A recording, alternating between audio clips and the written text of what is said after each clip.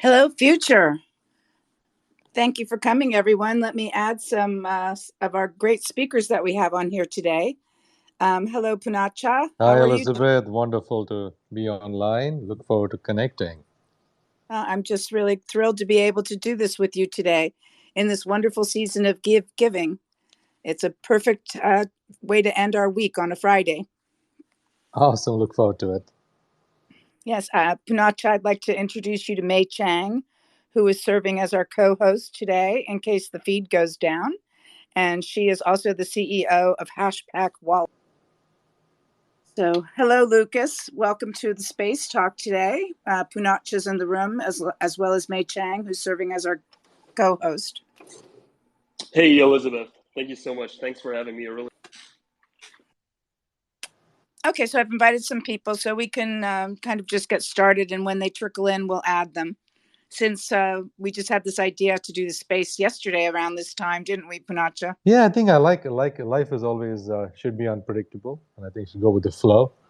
So, Elizabeth, thank you again for giving us the opportunity to kind of share some thoughts, and once again, thank you for hosting. Oh, my pleasure. My pleasure. We don't usually do them on Fridays. We had a great spaces yesterday with Adara, and that was awesome. So I'm hoping that we can introduce the community to the work that you and your team and Deepak are doing for creating a metaverse for the good. Would you like to introduce the community to your project? Thank you. Yeah, so I think about I've been working with Deepak over the last, I would say, more than a decade. And our goal, and Deepak's goal, was to reach 1 billion people for a more peaceful, just a sustainable, happier world. And that sounds like a wonderful idea. And as a nonprofit, our goal was to, is to really focus on mental health.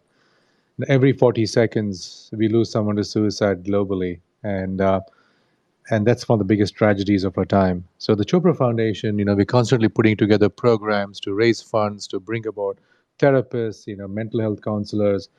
And then I realized we're constantly in the fundraising mode. It doesn't matter how big the foundation is, how small the foundation is. Foundations are always struggling to raise funds. And this is across the board. And then we talked to Deepak and said, why don't we kind of look at a whole different way of kind of adding value, creating value? And what if we can create a platform and a movement where we can bring together artists who are really passionate about what the topic they want to work on, bring together influencers who are passionate about a topic, and then raise funds using the metaverse and NFT as a medium. And that really started this conversation of SEVAlove. SEVA means selfless service, and love is the token of currency. And that was kind of, I would say, our foray into why we started the platform. And then the conversation started to, which platform to use. And that really got us to connect with Infinite and Jonathan and the SUKU team.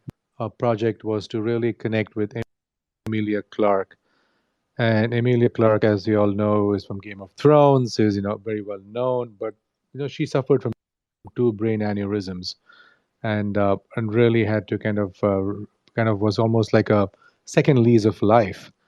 And her goals raise and funds for her nonprofit, which is same year. And so we said, let's kind of create an NFT, which kind of stands for her resilience, and we called the NFT the story of resilience.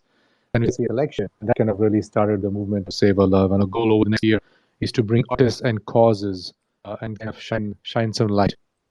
Wow.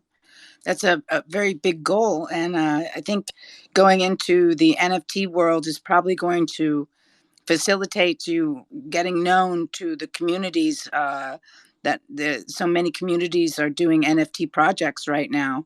Right. So I think it's a wonderful way to get your message out. Thank you. Hello, Jessica. Jessica Santiago is the CEO, curator of Art Republic Global. Welcome to the Spaces, Jessica. Thank you. Happy to be here with you all. Thank you. We were just talking to Poonacha about the origins of SEVAlove. And hey, Jessica. Hi. How are you doing? Doing well. And welcome again. I think as I speak about art and artists, I guess one of the things I want to ask you, Jessica, obviously we met at Art Basel, Miami, and you've been in the forefront of really bringing art, technology, communities, and spaces.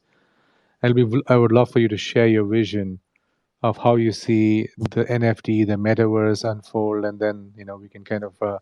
I would love to ask Lucas his vision with Infinite and our collaboration. Absolutely. So I started Art Republic in 2016, very focused on harnessing art's power to evolve consciousness. Deepak's work has had a profound impact on my life over the last decade. And when I came into the art business, it was because of going through some health issues myself. And so I was always gravitating to works that had this beautiful context around healing and transformation. And I came across digital art on Instagram in 2015 and was mesmerized by it, and immediately saw the power for immersive spaces, for this type of work to have very healing abilities. And in 2016, we did our first major exhibition with 4 digital artists all around art, tech, and wellness. And it really took me back. We did an LED wall installation when it was color field work, where the work animated very slowly, almost Rothko-esque work, and it animated very slowly into 8 different pieces. And there were sound frequencies that matched each chakra, the color and the sound frequency. And I will never forget, we had a little girl come in to the space, and the artist was trying to sit down with her and engage her in the work. And her father said, "Oh, she doesn't have the attention span for that. She's autistic, and don't be offended. She's not going to sit there with you and enjoy this piece." And a few minutes later, when she was sitting there, he was brought to tears. And that's when we really realized the power that these types of art installations can have. At the time, we didn't have the ability to, NFTs were not, mainstream like they are. Then we were just passing the work on thumb drives, trying to protect it as best as we could, knowing that it was truly valuable, original, powerful artwork. And so to come from back then, when it was, like you said, it was very difficult. We were always trying to raise funds for our nonprofit work to do these art exhibitions, to now being so on the forefront and just being such a global movement that's gone so mainstream, just truly feels like divine intervention. I mean, it feels like this is what the world has needed.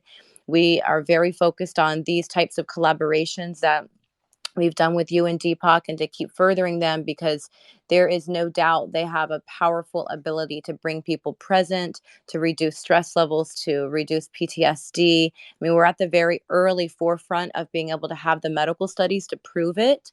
But right now we have a lot, very strong, actual firsthand experiences that without a doubt prove the power of the work. Well, you were really in the forefront. When did you start, Jessica? 2016? Yes, 15. Yeah, 15 we really started. We did our first show in 16. That was really very, very. Yes. Even today we're early. So Yep. you were really a founder of the art world in the NFT world. That's just awesome.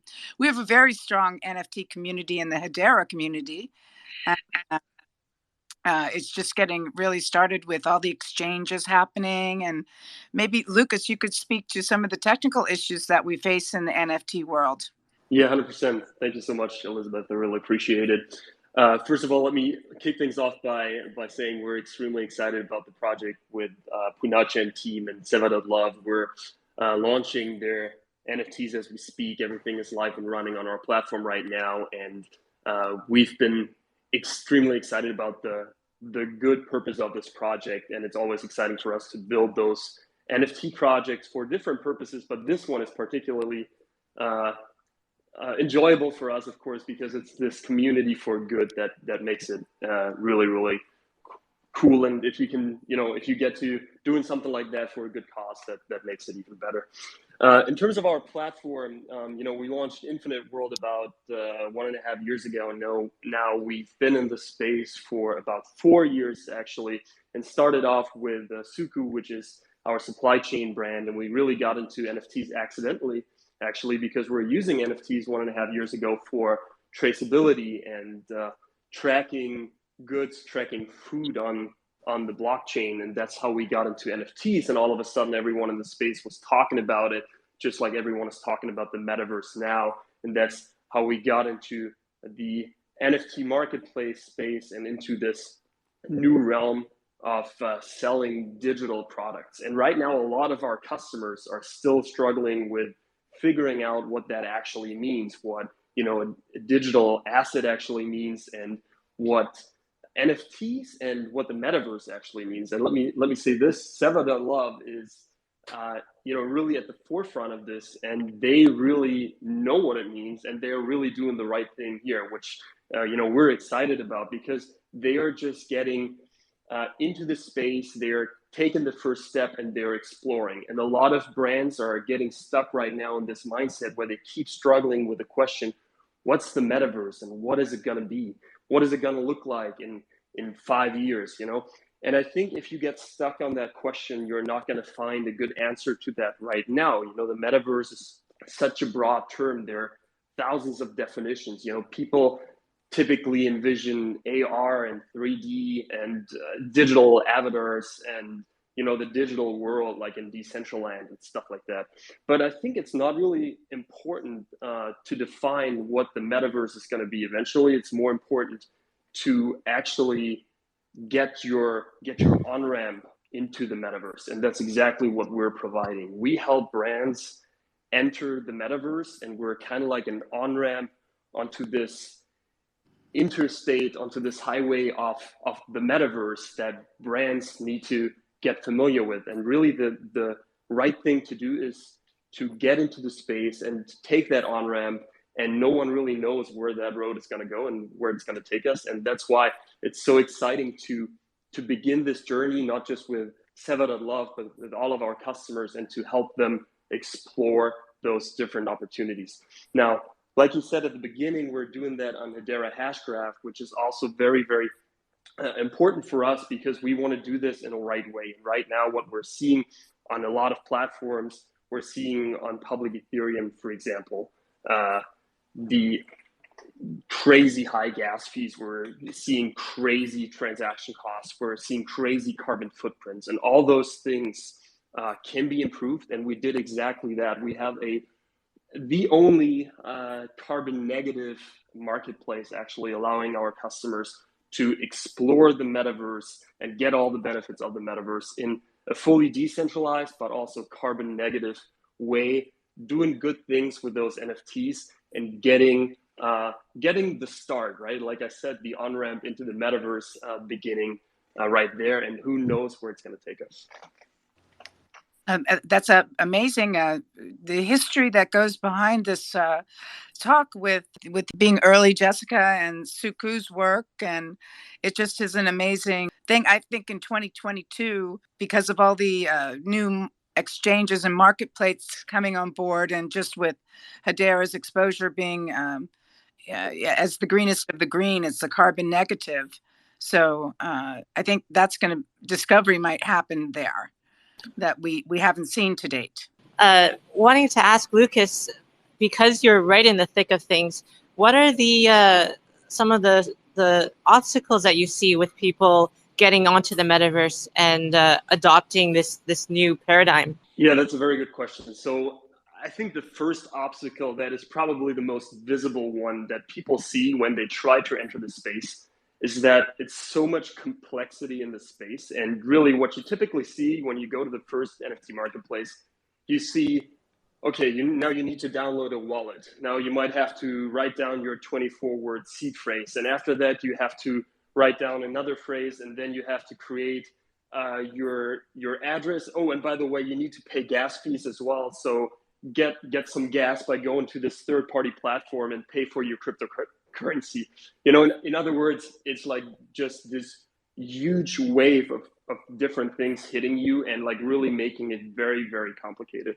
And that's why for us, it's always been the goal to create the most accessible marketplace and to take those things away from our users. And that's not always easy, because especially in the decentralized world, where you want the user to be the custodian of their keys, for example, where you want them to be in control of everything, it's really, really hard to take that away from them. But at the same time, you don't want to impose, for example, wallet management or key management on the user. So it's always a balance. So I think those obstacles are just technical challenges, and we were able to overcome most of those challenges. When you go to our marketplace, it's actually very easy. It's a normal sign up. It's kind of like what users are used to from the normal web application. But then there are other challenges, and those include the challenges for businesses to understand what it actually means. A business needs to figure out what metaverse means, and that comes down to what I said previously. It's very important for businesses and for users as well to just get their hands dirty and to kind of like jump into this space, because when you think about it in a way where, you know, in the 1990s, no one really knew what the internet was going to be eventually. No one really knew that, you know, we were going to be able to order like an Uber eventually over the internet. So it's kind of like the same thing with the metaverse right now. No one really knows, but we know one thing, and that's for sure, that if you don't try to enter the metaverse right now, if you don't try to do this, you're going to miss the boat eventually. And I think getting your foot in the door, just taking the first step, is really important on both sides, actually, on the user side as well as on the business side. Poonacha, well, you're actually doing exactly what Lucas is suggesting by being in the forefront of creating the metaverse for the good.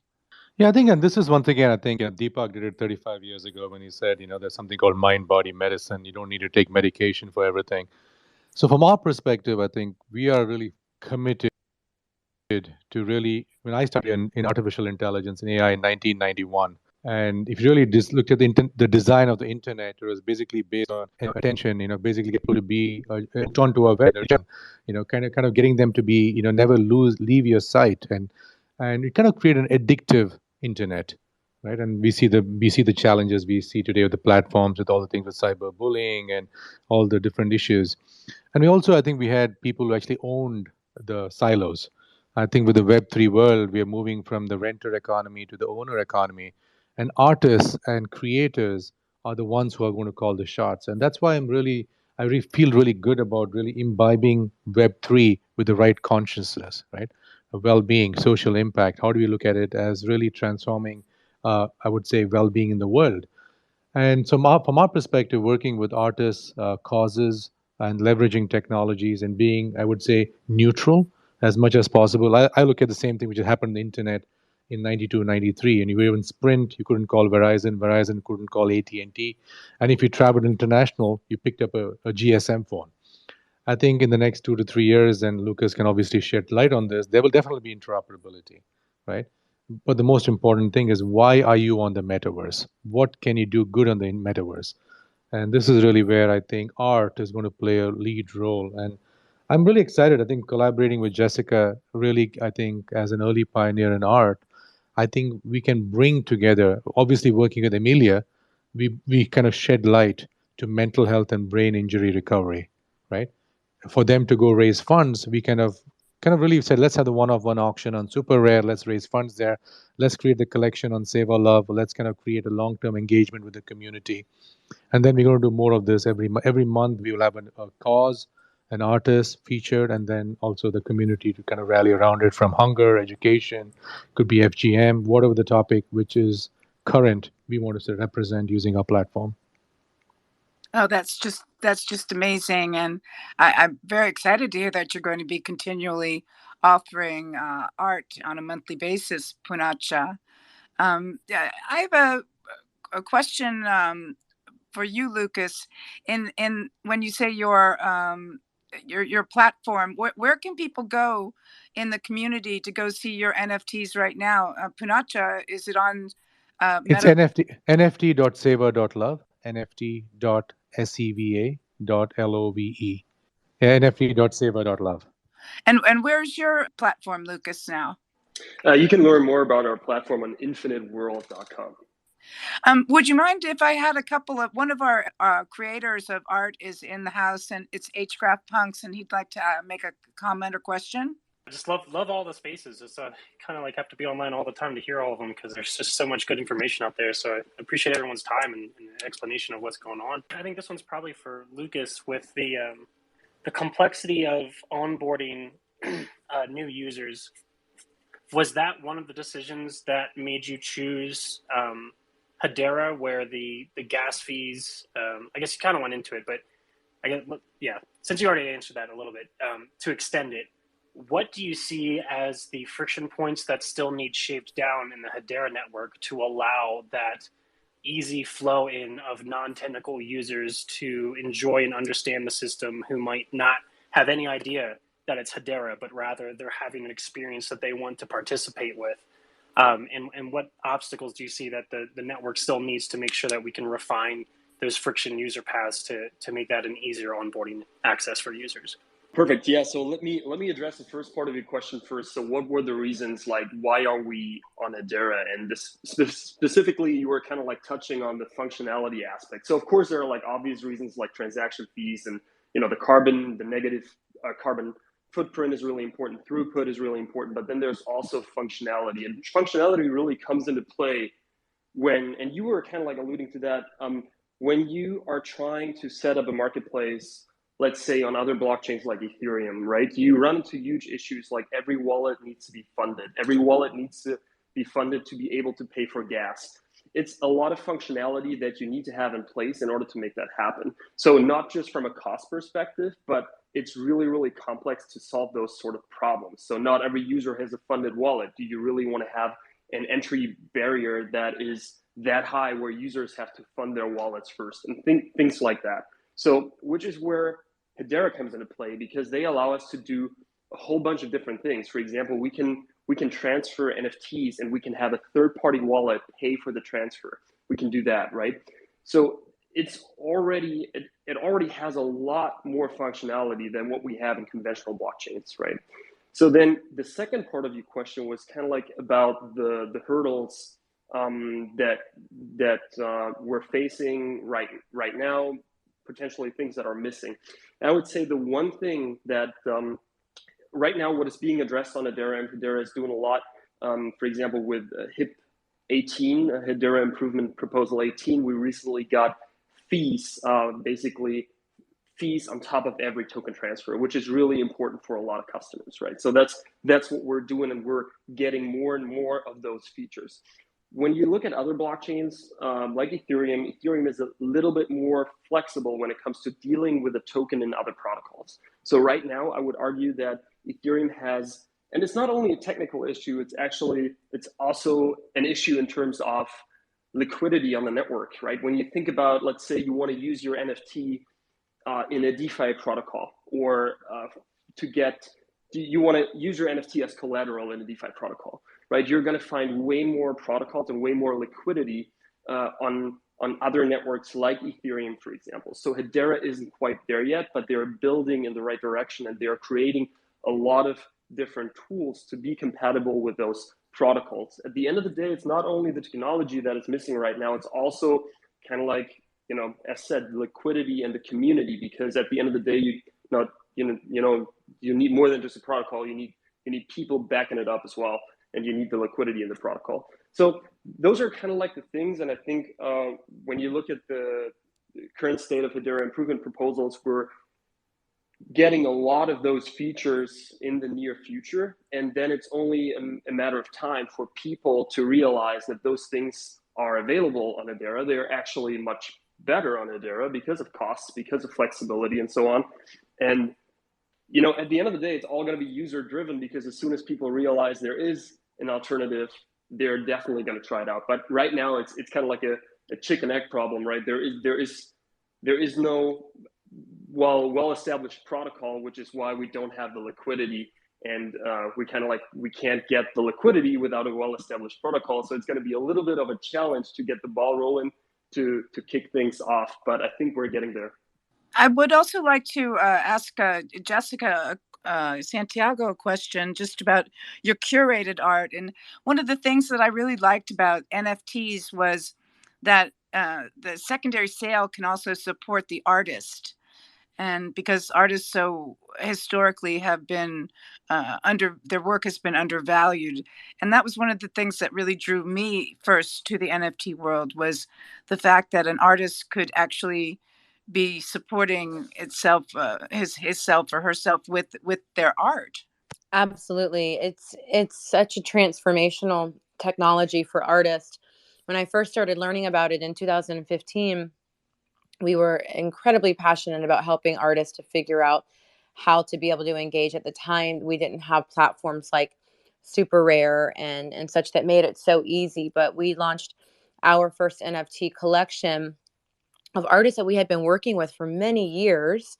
And, at the time, before we had platforms like this, we would have to fundraise for the exhibition, and the artist would get an artist fee for creating the work. But we couldn't even find ways for people to purchase it, outside of them figuring out how to add the technology. And it was a very complicated process. And so we were very proud to work with Super Rare, who really pioneered artist royalties, and it's fantastic because they are able to have that in perpetuity. For me, I think it's one of the most important parts of being able to not only just sell the NFTs, but for artists to be able to have the royalties is really using the utility of the technology in a way that transforms them. I mean, the artists we've been working with now not only are totally free and able to create work on their own, the sovereignty that they have, the financial freedom that they have, the opportunities that they're having, and then also knowing at the same time that they've got this revenue in perpetuity. I think over time, what we're going to see with what they're able to create and how creative they're going to be able to get is going to be exponential with all of those factors together. About the utility, though, the utility is so important, and that's driving NFT growth. But you had some utility based on your auctions, also, Poonacha, added value to. You gave the NFT, but you also added value and utility. Right. I think for us, it is all about community. So I think from a utility perspective, we said, how do we become part of, we truly are into mental health. So one of the things we said as part of the NFT auction for brain injury research, you would actually become part of the SAMU brain research community. You get access to early access to research data. You get part of the events which SAMU would organize. But also from a SEVAlove perspective, we said, we want to be you to become the NFT collector, be part of the well-being community, which we will actually create. And then our goal is to, over time, to create SEVAland, the metaverse for doing good, and really bring in well-being into the metaverse. So I think a collector on the SEVAlove marketplace would actually have access to these events, access to creators, access to Dr. Chopra and his body of work as we kind of go into the future. Well, that would certainly be doing a lot of good. May, you have a comment?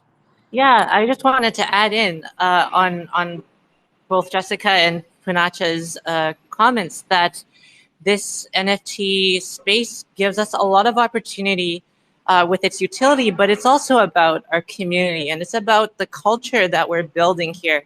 Just like Poonacha said, we're going into a creator-driven community, and we're going into a space where people are ready and willing and excited to support artists and to support these good initiatives. And NFT gives us the unique ability to build that culture and to bring people into the space where art isn't just something that you look at and you say, oh, that's nice, but you actually actively participate in.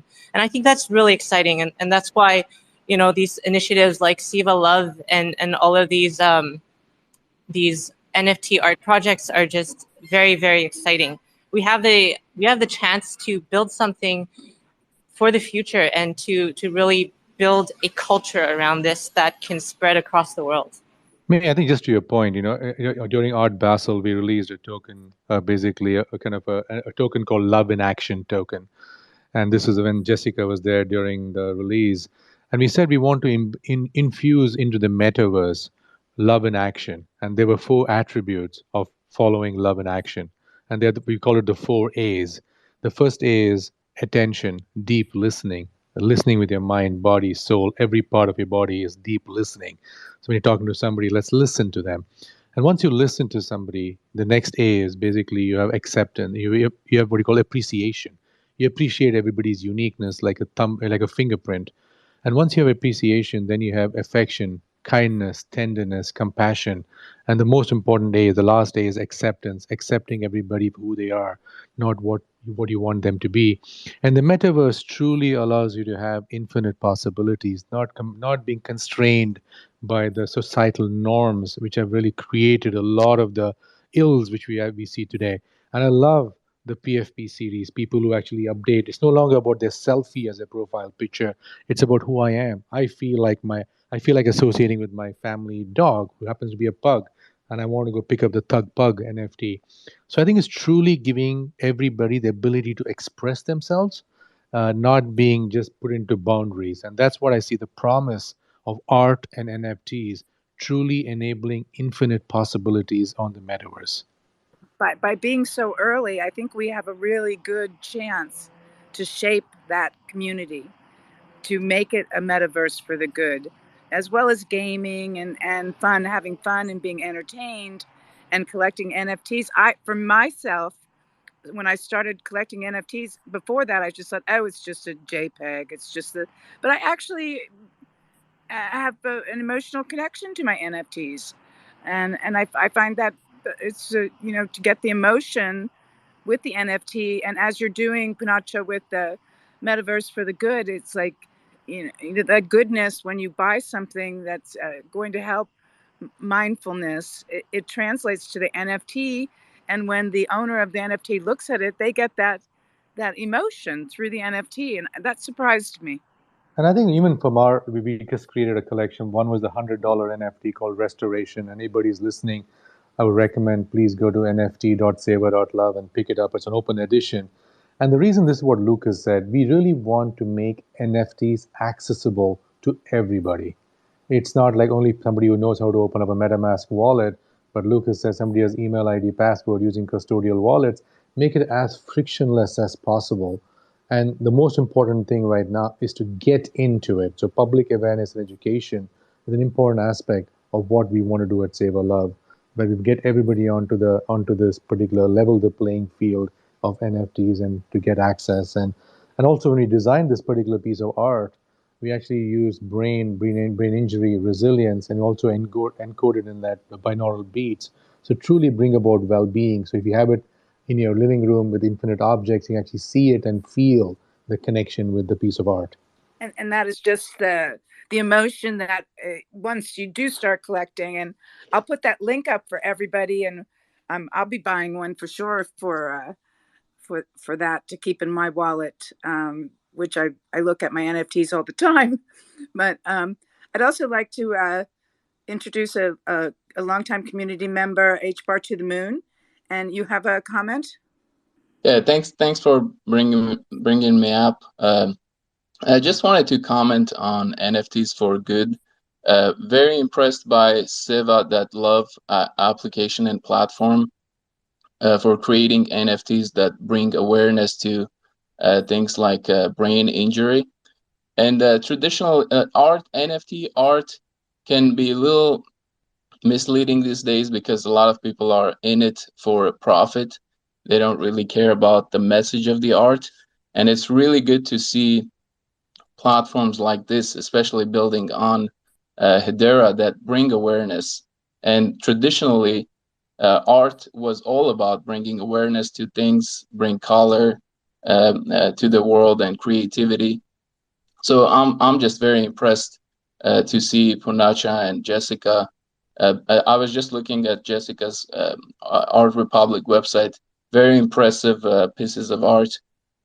Very happy about these projects, and wanted to ask a question to Lucas and Poonacha about what are the next steps in this projects with SUKU and SEVA.love. What's the long-term vision for this project? I think I can give some vision, and then Lucas can kind of. So for me, I look at this partnership as a marathon, not a sprint. I think working with the Infinite team, we are in this for the long haul, and our goal is to make the metaverse accessible to everyone, and to make it a platform for education, awareness, and well-being. So one of the things you will see as part of our roadmap is to really look at what does the SEVA land look like, what does the SEVA token look like, how can doing good in the metaverse translate into real life emotions and well-being.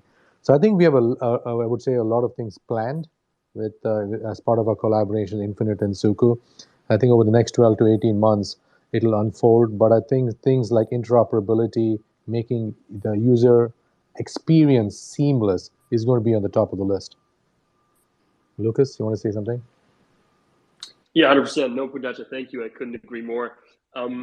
Before I address kind of like the tech side of the vision, let me comment on something that was just said by HBar to the moon, and that's kind of like this, looking at the profit only, and that's really what you mentioned, and that's exactly what, like, why I'm so grateful today for SEVA.love and NFT.SEVA.love, because when I'm looking at the project today, it's like that's exactly why we're in the space. It's not because of the profit. It's not because of just making money here, because that's what we've seen in the past so much. And at this point, I'm so glad that we're over that and we're basically beyond that situation where people don't look for that kind of profit anymore, but they're doing good things with NFTs and they are really using the technology to do something good. Because let me also tell you a story, and let me be 100% transparent here.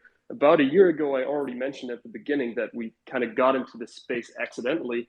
So about a year ago, we had a lot of brands reaching out to us, and the typical thought process of a brand was basically, well, I have one Ethereum, right?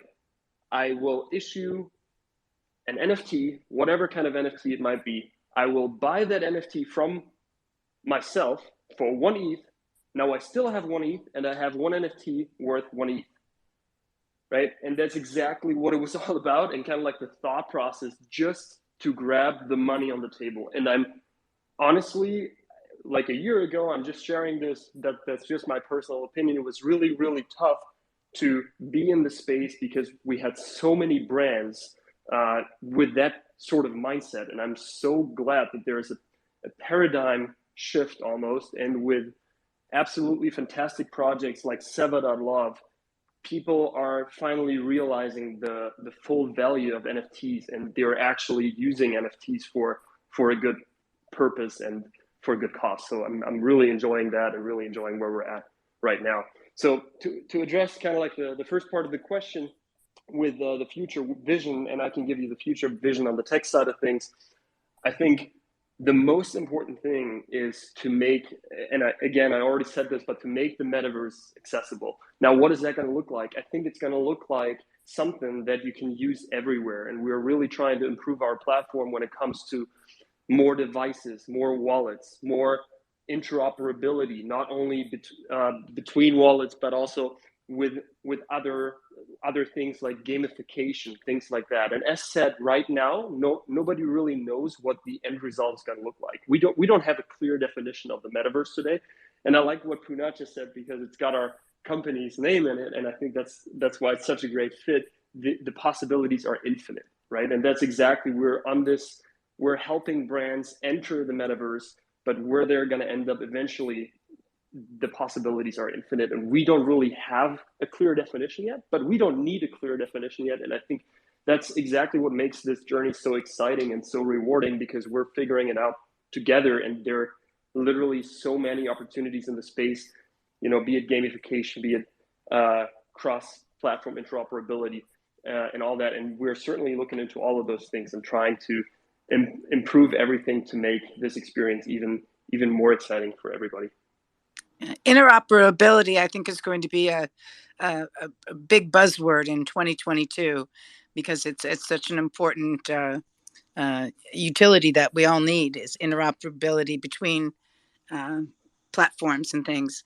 But I'd like to give a shout out to Gabriella Wright, who is the co-founder of Never Alone.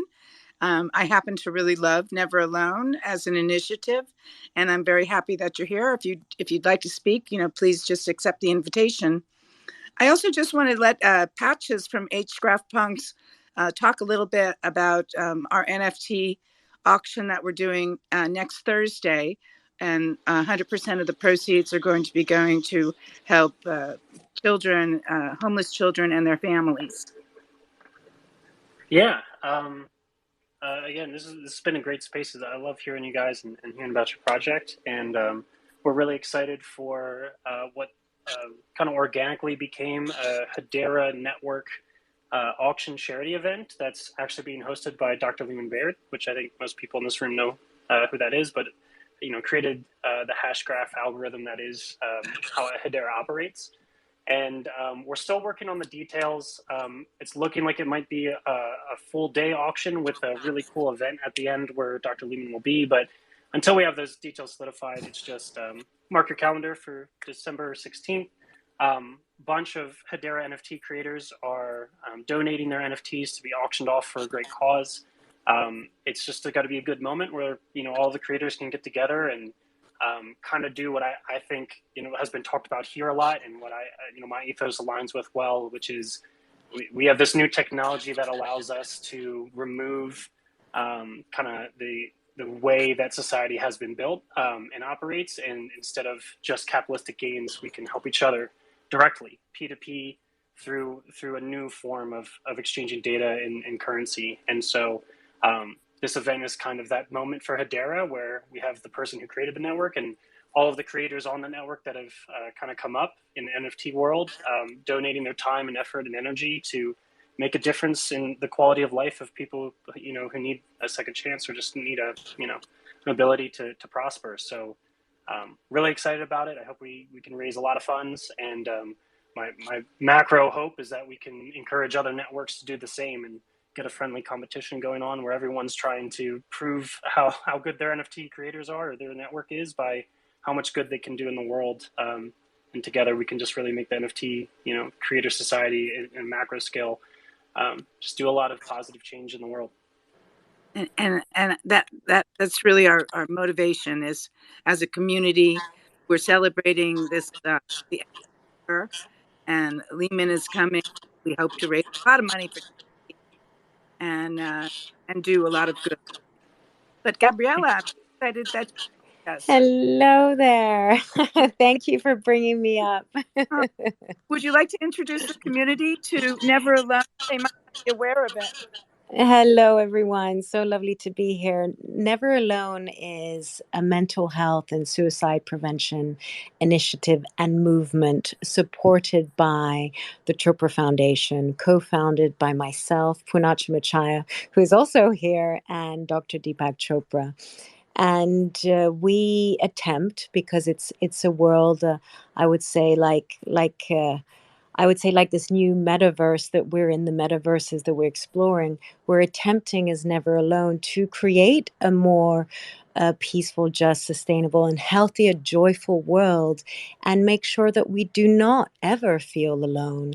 And we're using technology to support that. And it's actually thanks to Poonacha's visionary, I would say, response, and knowing in the tech world that we've been able to create a platform that 13 million text messages have been exchanged on. We've had over 6 million minutes exchanged with therapists and caretakers on our platform, for people who can reach out when they're feeling alone. It's via text message. It's an AI emotional chatbot that is connected to therapists, and it's named after my late sister, who unfortunately, but is still blessing our lives today, unfortunately died by suicide a little more over than 3 years ago. So that's why I'm here. And I truly believe, just to kind of link it all together here, that I really believe that technology is a way to reach a critical mass. And I believe that might be the only way in today's world to have and create an impact at a very high level almost immediately, which is a wonderful gift. And whether it's SEVAlove, whether it's these incredible individual NFT artists in their own way, whether it's entrepreneurs, we all have a role to play in the flooding of consciousness in technology. And I think that's where the future is going. And we can help many more people, whether it's in mental health, whether it's the fact that we feel alone and isolated, or whether it's really redefining what wealth is in society. We can do it together, and technology is the link here. So thank you for having me just pop up for a second and honor all of your work. Thank you, Gabriella. I think one of the things is, a great partner and really into the narrative and storytelling on SEVAlove. I think my call to action here would be I truly believe art is the highest form of hope. in the NFT world, we need to bring together artists, social causes, and with platforms like Hedera, we can amplify it, make it equitable. So I would love for everybody in this community to let us know artists who we could collaborate with, causes we could work with, and then once again, I think people like Jessica who are on the forefront will kind of help us kind of bring it all together in the art world. I'm excited about the possibilities to bring consciousness to the metaverse and really, I would say, clean up our act. We are one shot. Definitely. Clean up our act. Well, I'm really excited to be introduced to Jessica's Art Republic because I don't think our community was aware of that. So, Jessica, you might just get a bunch of Hedarians coming over to you to find out about your art. I would love that. I would love that. We have never been more energized and are looking forward to as many collaborations as we can possibly manage. To say that we're getting towards the top of the hour. And if there's anyone in the audience that would like to have a question for our speakers, just raise your hand and I'll put you on. Also, HBar to the moon, I really appreciate you coming on. I know that you can't always make our spaces on Thursdays, so it's very nice to have you here. And I wanted to just give you a chance to shout out about what you're doing with your technology that you posted on Twitter. Oh yeah, I've been working on this product for a while. It's just a fun product on the side. It's basically going to be an HBar price ticker for people who don't have emotional problems looking at the price every minute. And the hardware for this product is going to be all open sourced. So on my website, I will post all of the components that I bought from Amazon, basically putting together this price ticker. And you don't really have to buy the product from me. You can buy the parts, or some people might already have some of the parts and just buy the remaining parts and put it together themselves. The code for this price ticker, the program will also be open sourced. So just use some open source programming tools to upload into the device and be able to just have on your desk looking at the HBar price moving up and down. That's great. I wasn't quite sure what it was, but as an electrical engineer that you are, I thought it would be something like along those lines. Yeah. So thank you so much. Poonacha, would you like to have some parting words for our community? We'll absolutely do this again, but I just am thrilled that you came on and told us about SEVAlove and introduced us to the Art Republic and Gabrielle and Lucas. I think, once again, I'm very grateful for everyone's support, collaboration, and like I said, it takes a village to bring up a child. The village and the child here is SEVA.love. Our goal is to reach 1 billion people, like I said, for a more peaceful, just sustainable, joyful, and happier world. So any feedback, any support, these are early stages, do share with us. And I'm once again very, very grateful. Lucas, would you have anything to say to the community before we end our spaces? Sure. Yeah. No.